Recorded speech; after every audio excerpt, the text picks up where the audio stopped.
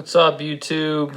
I'm gonna do a really quick video, and this one's gonna be what's inside of a cheap Chinese-made piezo tweeter. Here's the back, positive and negative terminals for the wires. I've cut these wires and I've burned a little hole in the cone. So this one's shot. I'm gonna cut it open and show you what's inside.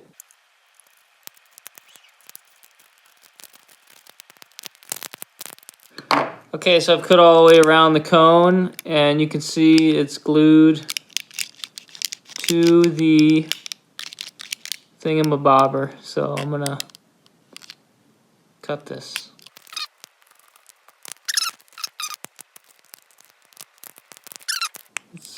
It's glued on there pretty good.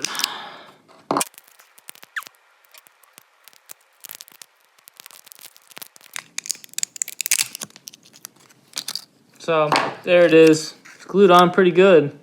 Alright, so I've cut around the, you could call this a diaphragm or a cone or a dome.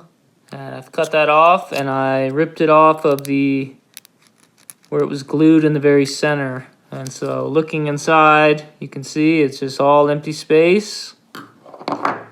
You have in the back, you have the wires coming through.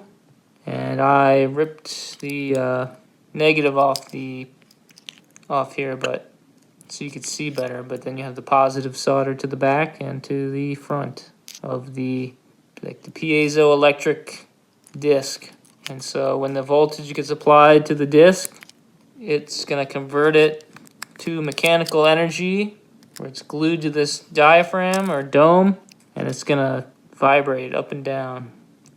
Or if it's on its side, like in and out, very, very quickly to move the air and produce the sound. So there it is, Chinese-made piezo speaker tweeter.